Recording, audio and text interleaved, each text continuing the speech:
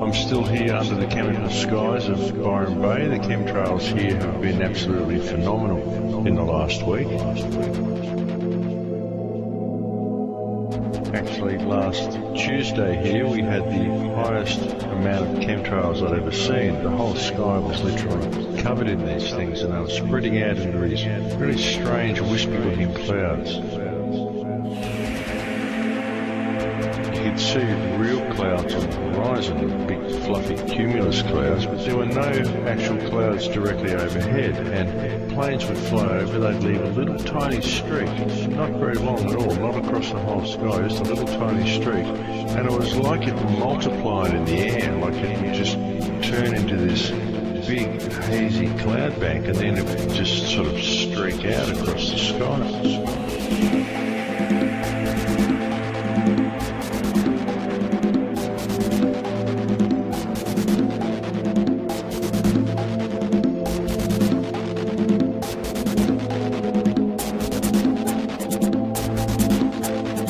And it was like it multiplied in the air, like it would just turn into this big hazy cloud bank, and then it would just sort of streak out across the sky.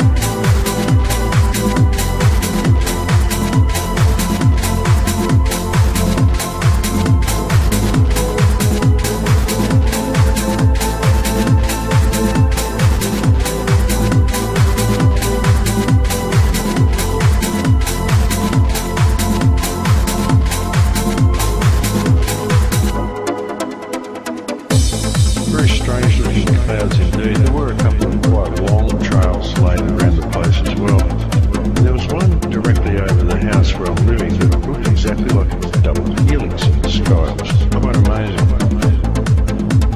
Yes, and so the chemtrails just aren't letting up, folks. They are still doing this stuff. It's very hard to try to explain a lot of this to people. I find that chemtrails are one of the hardest things of all to convince people of, because a lot of people quite rightly think, well, why would any ruling elite, if there is a ruling elite, why would they be spraying the sky with chemicals? Because they would be poisoning themselves too. And that's the thing, that's the million-dollar question, that one, folks.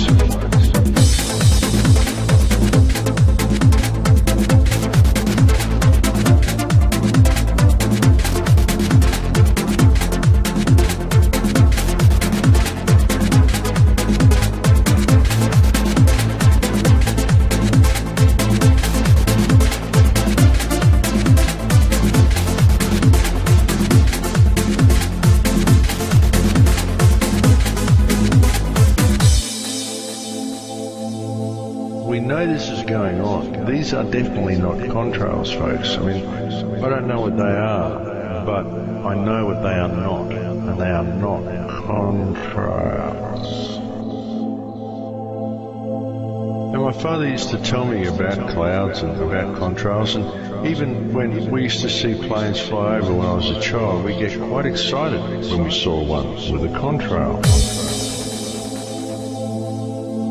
I always asked Dad about them, and he used to tell me that it took special circumstances for a plane to create a contrail. The planes had to be at a certain altitude, and the air would have to be a certain temperature. And what would happen would be the heat from the exhaust would boil this water in the air, and it'd boil it and create condensation, and the condensation would freeze in the air, and it would create this long trail of ice particles behind the plane.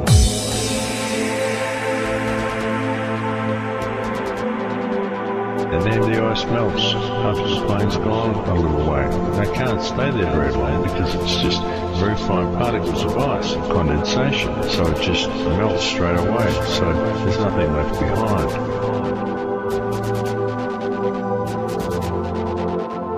That's what contrails are, folks.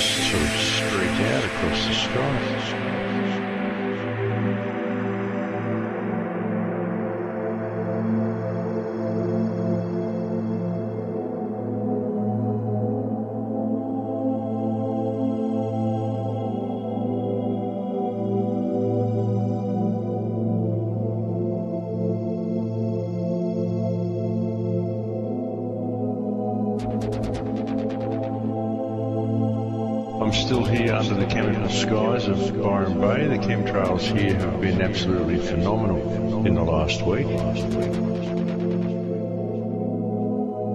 Actually, last Tuesday here we had the highest amount of chemtrails I'd ever seen. The whole sky was literally covered in these things, and they were spreading out into these really strange wispy looking clouds.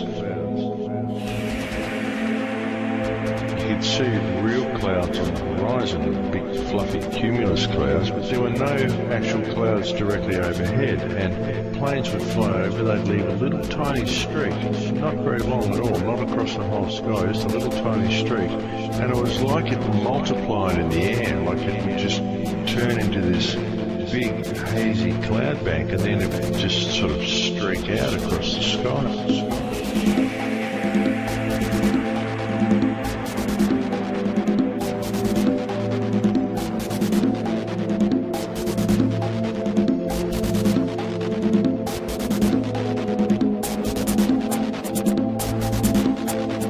And it was like it multiplied in the air, like it would just turn into this big hazy cloud bank, and then it would just sort of streak out across the sky.